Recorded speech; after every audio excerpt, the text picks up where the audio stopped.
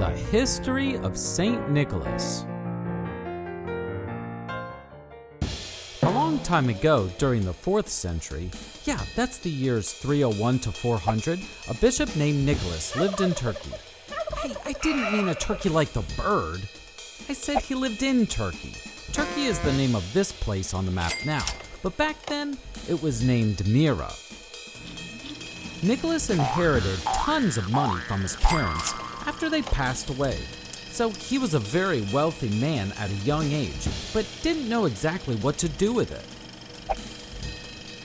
Nicholas was a kind man and decided he would help the poor by secretly giving gifts.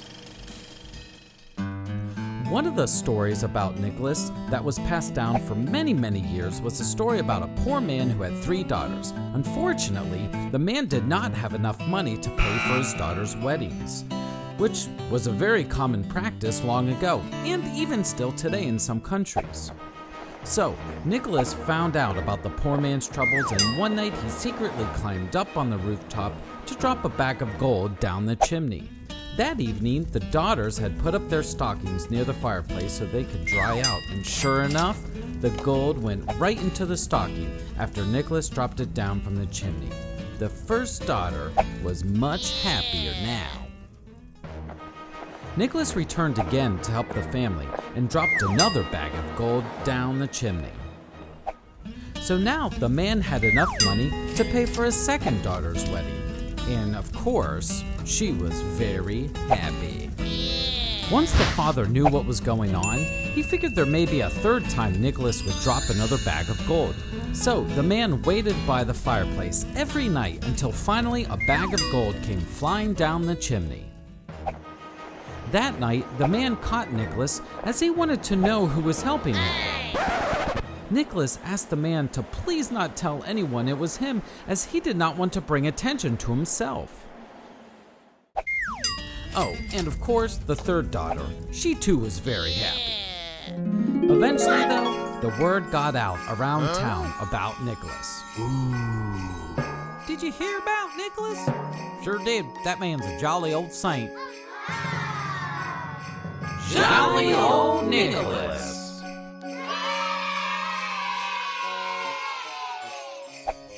Nicholas was given the title of saint for helping out so many people. So now we sing Jolly Old Saint Nicholas.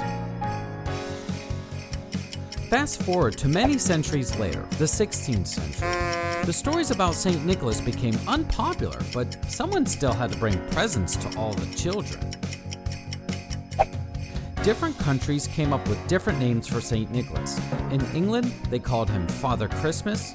In Germany, they called him Christkind. And in the United States, they called him Kris Kringle.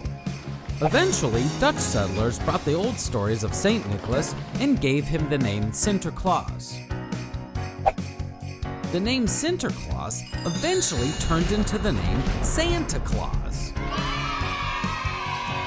So, in the spirit of St. Nicholas, we celebrate Santa Claus to remind us about how giving to others is pretty awesome. And that's the history of St. Nicholas.